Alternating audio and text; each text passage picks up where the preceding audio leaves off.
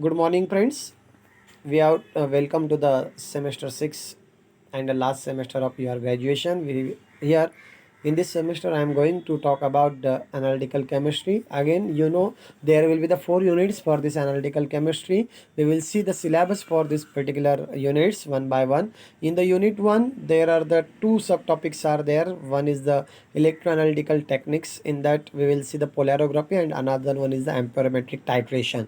In the polarography, we will talk about the difference between the potentiometry and the voltammetry. Polarography is also called as the voltammetry.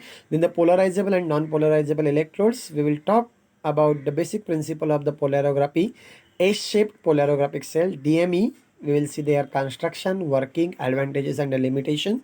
Then we will talk about the DC polarogram, terms involved in it, residual current, diffusion current, limiting current, half-wave potential, role and selection of the supporting electrolyte, interference of the oxygen and its removal, polarographic maxima and maximum suppressor, qualitative aspects of the polarography, half-wave potential, EF factors affecting the half quantitative aspects of the polarography. In that we will talk about the Ilkovic equation and terms involved in it for this particular Ilkovic equation. No derivation is expected for the Ilkovic equation. We will see in detail during the individual lectures. The next part of this particular topic is the quantification. There are the three different methods are used for the quantification under this technique. Wave height, in that concentration plots, working plots, or say it is also called as a calibration plot or say calibration curve. Then the second was the internal standard method, or say it is called as a pilot ion method. Then the standard addition method is there. These three methods are used for the quantification or say quantitative determination using the polarography. Then application, advantages and the limitations of this particular polarography technique we will discuss. Then the second topic I said the amperometric titration. In that we have to see the principle. Then the RPE, that is a rotating platinum electrode, is construction, advantages and the limitations is we have to see. Then titration curve with we will see with the example. Then the advantages and the limitations of this particular amperometric titration we have to discuss.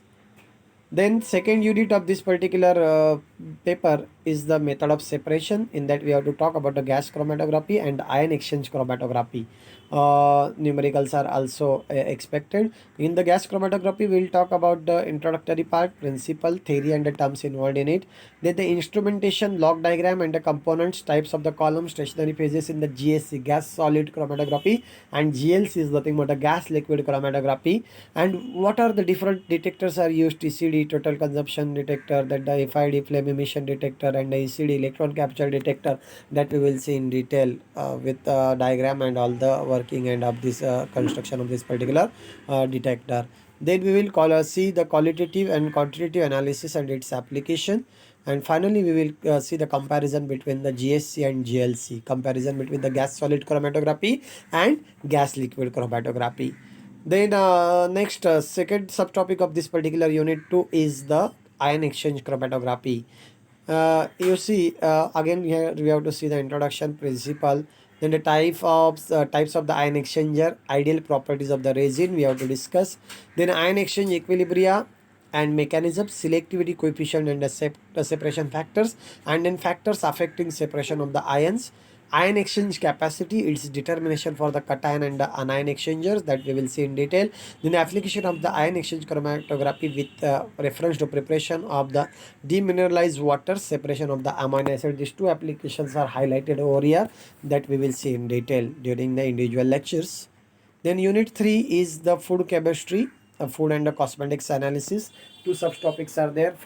First part is from the food chemistry and second one is for the cosmetics. We will see the first introduction of the food chemistry. In that, food processing and preservation. Introduction, we will see need, chemical methods, action of the chemicals, especially sulfur dioxide, boric acid. Then we will talk about the sodium benzoate, acetic acid, you can see sodium chloride, and the pH control, physical methods like the pasteurization and irradiation we will see. Then determination of the boric acid by the titrimetry and the sodium benzoate by the HPLC we will see in detail. The study and analysis of the fruit product and detection of the adulterants, especially we have to talk about the milk, their composition, the nutrient types of the milk, analysis of the milk for the lactose by the Lane-Ions method, Lane-Ions method that we have to see. Second, honey, their composition and analysis of the reducing sugars in honey by Coles paracyanide method. Then we will talk about the tea, composition of tea, types of the tea, analysis of the tannin by the Lowenthal method, and the last one is the coffee. We'll see the constituents and the composition, role of the chicory, analysis of the caffeine by the Bailey and your method that we have to see in for this particular coffee. Then cosmetics. In the cosmetics, there are the again the their properties and the introductory part is their study of the cosmetic products. Face powder, we will see composition, estimation of the calcium and magnesium by complex symmetric titration. In the semester fifth, we have seen this practical analysis of the talcum powder. Then lipstick, constituents, ash analysis for the water soluble salts, borates, carbonates, and the zinc oxide, and deodorants and the antiperspirants. In that we have to see the constituents, properties, and the estimation of the zinc by the gravimetry. These are the things are there in the unit 3. There are the 2 subtopics and the detailed syllabus is here. We will see one by one in the daily lecture. Unit 4 is having thermal methods and analytical method validation. Two subtopics are there. First is the thermal methods and the second one is the analytical methods validation. In the thermal methods, we will talk about again the introduction and various thermal methods that we can that what are used: TGA, DTA, thermogrammetric analysis, differential thermal analysis, and thermometric titration. In the thermogrammetric analysis, TGA, we have to talk about the block diagram, thermobalance, basic components, balance, furnace, temperature measurement, and control recorder, thermogram, TG curve for the calcium oxalate and copper sulfate, factors affecting the thermogram, instrumental factors, sample characteristics application, determination of the drying and ignition temperature range, determination of the percentage composition of binary mixture, estimation of the calcium and magnesium oxalate that we will see.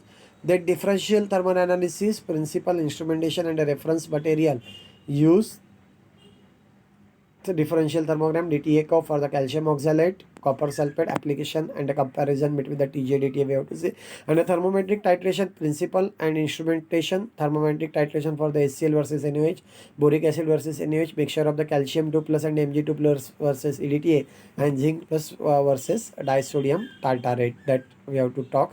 Then the analytical method validation.